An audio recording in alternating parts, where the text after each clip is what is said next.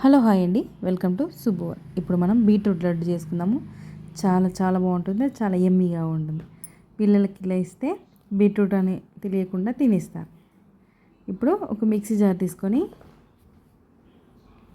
బీట్రూట్ని ఇలా ముక్కలు ముక్కలుగా కట్ చేసుకొని మిక్సీ పట్టుకోవాలి. ఇవి నేను ఒక పావుకిలో తీసుకుంటున్నాను. ఇప్పుడు దీన్ని మిక్సీ పట్టేసుకుందాం. ఒక కప్పు వాల్నట్స్ వేయించుకుందాం. ఇది స్లో ఫ్లేమ్లో ఒక 5 మినిట్స్ వరకు వేయించుకోవాలి. ఇలా వేయించుకున్న తర్వాత ఇప్పుడు వేగాయి పక్క పెట్టేసుకుందాం. ఇప్పుడు ఒక గిన్నె పెట్టుకొని ఒక కప్పు బెల్లం వేసుకొని కొన్ని వాటర్ పోసుకొని ఇదంతా కరిగే వరకు ఉంచుకొని, కరిగింది కదా, ఇప్పుడు మనం మిక్సీ పట్టుకున్న బీట్రూట్ని అందులో వేసుకొని ఒక ముద్దలాగా అయ్యే వరకు వేయించుకోవాలి, వాటర్ అంతా పోయే వరకు. ఇప్పుడు అయితూ ఉంటుంది, పక్కకు పెట్టేసి కొన్ని డ్రై ఫ్రూట్స్ని వేయించుకుందాం. అవి పక్క పెట్టేసుకొని ఇప్పుడు ఇలా ముద్దలాగా కావాలి. ఇప్పుడు ఆ మిక్సీ వాల్నట్స్ని వేయించుకున్నాం కదా, అవి వాటిని అందులో వేసి మిక్సీ పట్టేసుకుందాం. అందులో ఒక స్పూన్ కోకో పౌడరు, 3 ఇలాచీలు వేసుకుందాం. దాన్ని మిక్సీ పట్టేసుకుందాం.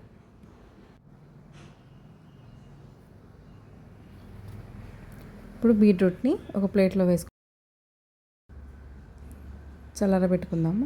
చల్లారబెట్టుకున్నాక మిక్సీ పట్టుకున్న డ్రై ఫ్రూట్స్ని వేసి అవి కూడా కలుపుకుందాం.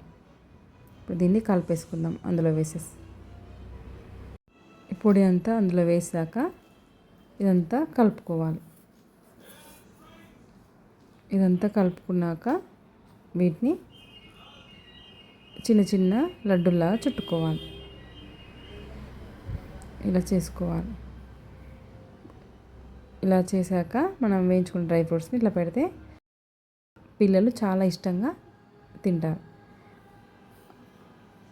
బీట్రూట్ లడ్డూలు ఎలా ఉన్నాయో చూసేద్దాం.